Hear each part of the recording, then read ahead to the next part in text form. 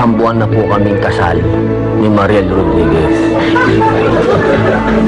Ang kasal po na yan ay nangyari sa India, sa Taj Mahal.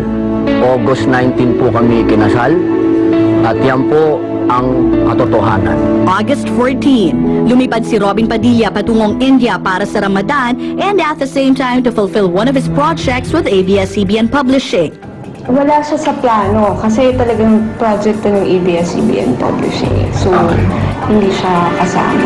Okay. Kaya nagulat kami na sumunod siya sa amin. But during his early days sa India, nagkaroon ng mga pagkakataong hindi makontak ni Robin at Mariel ang isa't isa, which made Binoy so upset. Ang akala ko, nakakalimutan na niya ako. Hanggang sa ako'y nalugmok. Kasama po namin noon ang Star Studio. Nakita nila na ako'y malaki na ang kalungkutan. Pwede ba natin tawagan na lang si Mariel? Kasi hindi naman natin pwedeng kasama si Robin na ganyan lang itsura niyan.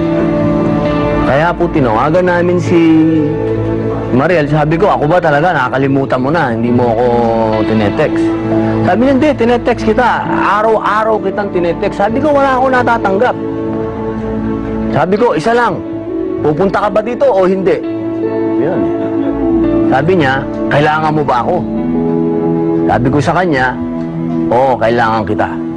Tapos sabi niya, sandali, kakausapin ko lang si Tito Boy. Pagtawag ko po uli, ay nagkabigla na. Nagkita na po kami sa India. August 18, around 2 in the morning, dumating si Mariel sa India at si Robin pa mismo ang sumundo sa kanya. Parang nandun na kami, mababasa mo na ng parang yun yung plano ni Robin. Kasi sinasabi niya, susunod na, tapos happy siya. Susunod na si Mariel. Tapos nagpaayos na siya kay Robin sa mirror. Nagsabi na siya, brother, baka pwedeng ayusin yung damit ni Mariel. So parang, we have idea na papakasal na sila. Yellow yung pinili ni Mariel because sabi niya, doon sa Wawawi na nagkita yata sila, naka-yellow. Plus, yung birthday celebration na sa E-Live. So sinadya niya talagang yellow yung piliin. Kinabukasan, August 19, sa mismong araw ng kasal ni Robin at Mariel, naging very obvious daw ang excitement ni Robin for their wedding. Tinawagan ko siya ng 5 o'clock in the morning. Sinagot, siya mismo sumagot. So, sabi ko, Robin, ang call time natin is 5:30. Sabi niya, anong oras na ba? 5 o'clock. 5:30 hindi ko kaya siya. Sige, 6 o'clock po. Sabi ko, sige. Tapos eto na, maya-maya lang, kakababa ko lang ng phone. So, na dumating na, sobra siyang happy. Tapos bis na bis, sabi kay Dad, this is it, kuya kasi ang tawag niya kay Sir Jun. Sabi niya, talagang gwapo-gwapo niya. Bis na bis siya, very happy, very excited. At exactly 10 a.m., naganap ang pinakahihintay na Muslim wedding ni Robin at Mariel called Nikah sa loob ng isang mosque sa Taj Mahal. Isang imam ang nag-officiate ng wedding, habang ang kaibigan ni Robin na si Samir ang nagsilbing guide sa kanila. Simple, tahimik at tumagal lamang di umano ng around 15 to 20 minutes ang kanilang kasal. Makikita rin sa October issue ng Star Studio Magazine kung gaano ka-emosyonal si Robin after the wedding. Pero bakit nga ba sa India nagpakasal ang dalawa? At bakit Taj Mahal ang kanilang napiling lugar? Ang Taj Mahal ay itinuturing na simbolo ng isang tunay at wagas na pag-ibig. Ipinatayo ito ng isang Mughal emperor named Shah Jahan in memory of his third wife Mumtaz Mahal taong 1632. Ayon sa kwento, umabot ng higit 20 years bago natapos ang structure na ito and more than 20,000 people ang kinailangang magtrabaho para ito mabuo. Kabilang rin ito sa mga pinag-uusapang wonders of the world na dinudumog ng napakaraming turista taon-taon. By virtue of its history, it is deemed one of the most romantic places on earth. At dito nakuha ni Robin ang inspirasyon to once again believe in the power of love. Ako po, sa tanda kong ito, isa lang ang pinangarap ko magmula nung ako po ay nahiwalay. Nung ako'y nagtungo sa Taj Mahal, unang-unang nagpunta po ako dyan solo lang. Nung nakarating ako doon, ang sabi ko, sana maibigay niyo sa akin ang babaeng mamahalin kong muli. His prayers were answered, and as they came sa buhay ng isa't isa, sa tamang oras at sa tamang pagkakataon, kapwa sila nagmahal, naging buo, at naging maligaya. Next, matapos ang halos isang buwan mula India, ginulat tayong lahat ng mga imaheng kuha naman sa Baguio. Ilang bahagi ng isang banal na Ibaloy ritual kung saan naroon din sina Robin at Mariel. Isang kasalan na naman ba ang naganap dito o isang seremonyang ipinagbubunyi ang lahing igurot na dumadaloy sa dugo ng mga Padilla? Nauna. Isang bigla ang bakasyon. Robin saw Ali just watching TV. Hindi pwedeng ganito si Ali. Kailangan may ginagawa, oo. Punta tayong Baguio.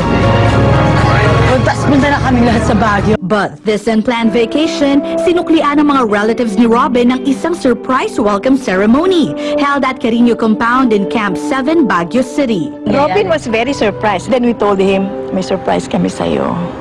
Ano yun, tita?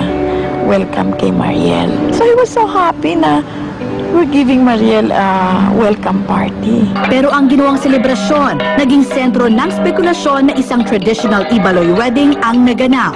Basta kinasal lang isang magbunong, bali na yon. No Ibaloy wedding happened here in Baguio. So we invited this Mambunong to bless the affair. Yes. It's a welcome affair. It is a practice that, you know, so that to accept Mariel to belong to our tribe, we had to let her wear the Igorot Ibaloy dress. She was with her Ibaloy dress. That she is accepting to be one of us.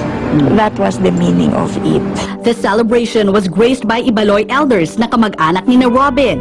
Everything that happened was all part of a traditional Kanyao ceremony ng mga Igorot. So I said, kumuha ka ng pinakamaliit na baboy na dyan. Basta meron lang, you know, to dance around it. That was the purpose.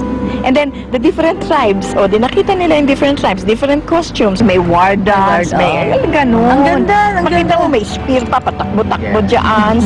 Ayon pa sa tita ni Robin, malabong isang kasalan ang nasabing ceremony dahil ang mga naganap ng araw na yon hindi alinsunod sa traditional Ibaloy wedding. Wedding ng Ibaloy, we have all the old people seated there. In fact, they would even chant. And usually, that happens in the evening.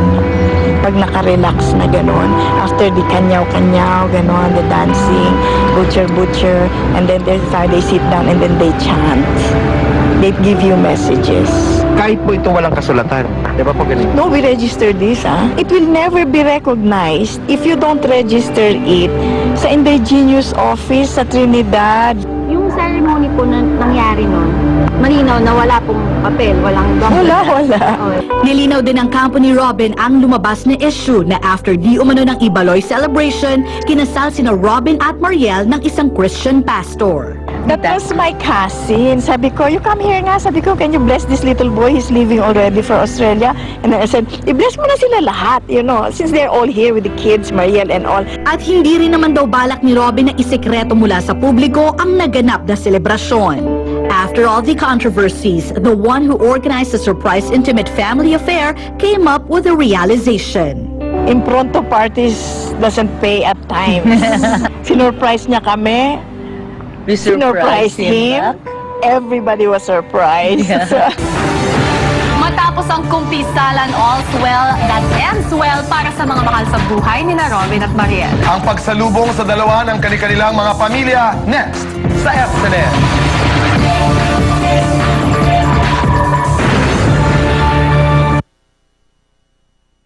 Imulat ang iyong mga mata sa walang hanggan.